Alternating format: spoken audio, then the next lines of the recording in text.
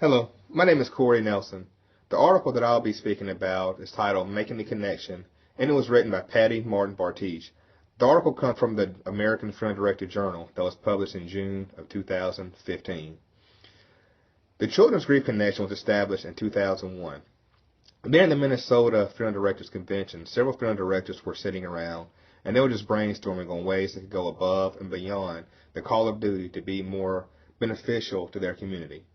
Mr. Ken Peterson, the owner of Johnson Peterson Funeral Home in St. Paul, Minnesota, said they were sitting around and they were brainstorming, and someone just mentioned to do something for children.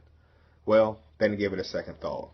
So, saying that, they came up with the Children's Grief Connection.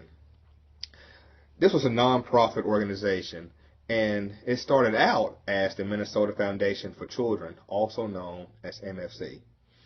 It was partnered with Amanda Panda, which was a non-profit organization that helped not only grieving children, but grieving teens and grieving adults as well. Now, all of these services were free of charge. Now, in 2003, the Minnesota Foundation for Children separated from Amanda Panda, and they started their own organization of the Children's Grief Connection. Now, the Children's Grief Connection was a camp, and it was geared around children. It was a 3-day camp, free of charge. The children were allowed to come, and they were allowed to express what they went through, the loss of a loved one, and how they lost their loved ones. And some of the children lost their loved ones to suicide. Some lost their loved ones to natural causes. Nonetheless, these children still face grief issues. During this 3-day camp, on Friday, everyone comes, and they are broken up into groups. In the groups, to get to know one another. On Saturday, they are broken up into the sharing circle. During the sharing circle, the actual families separate from each other, and they are linked up with other families.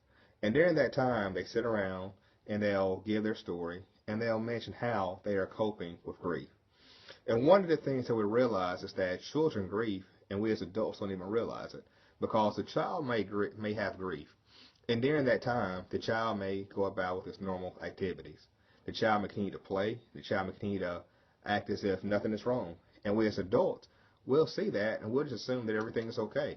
So the image that that's giving is that the child is okay, and the image that the child get is that it's okay to grieve, but not talk about it. Well, as film directors, we know that it's not healthy for the child or for its emotions. So they actually get a chance to get together, and they'll open up. And a lot of these children cope with each other and don't even realize it.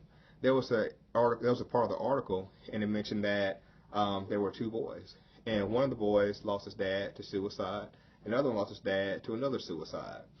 And the children actually linked up together, and before the camp was over, they were very close friends. So this article goes to tell you that we as film directors go above and beyond the call of duty on many levels.